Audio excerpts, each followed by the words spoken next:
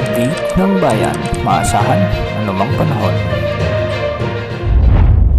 Magandang araw po sa ating lahat. Narito na ang pinakahuling update sa magiging lagay ng ating panahon sa araw na ito at sa patuloy nating minomonitor na LPA sa labas ng ating area of responsibility. Sa ngayon ay nakakaapekto na ang trough ng LPA na huling namataan sa layong 1,140 kilometers silangan ng northeastern Mindanao. Mababa pa rin ang tsansa nitong lumakas bilang bagyo sa susunod na 24 oras at sa ngayon ay hindi rin nakikitang papasok sa ating area of responsibility sa mga susunod na araw. Sa mga susunod na araw ay kikilos na ito ng pahilagang silangan at hindi na rin makakaapekto sa anumang bahagi ng ating bansa. Dahil nga sa epekto ng trough ng low pressure area, asahan ang maulap na kalangitan na may mga kalat-kalat na pagulan at pagkidlat pagkulog sa Eastern Visayas, Central Visayas, sa may Negros Island region, sa may Caraga, Northern Mindanao, Davao Oriental, Davao de Oro at Davao del Norte. Mag-ingat po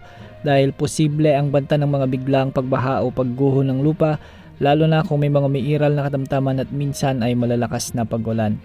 Samantala, malamig na panahon din ang nararanasan ngayon sa ilang bahagi ng Northern Luzon dahil sa pag-iral ng Northeast Monsoon o amihan. Asahan din ang maulap na kalangitan na may mga pag-ulan sa Cagayan Valley, Aurora, Quezon Province at Bicol Region. At dahil dito, pinag-iingat natin ang ating mga kababayan sa banta ng mga biglaang pagbaha o pagguho ng lupa kung may mga umiiral na katamtaman at minsan ay malalakas na pagulan. Dahil pa rin sa amihan o northeast monsoon, asahan din ang maulap na papawirin na may mga kasamang mahihinang pagulan sa Cordillera Administrative Region, Oriental Mindoro, Marinduque at Romblon.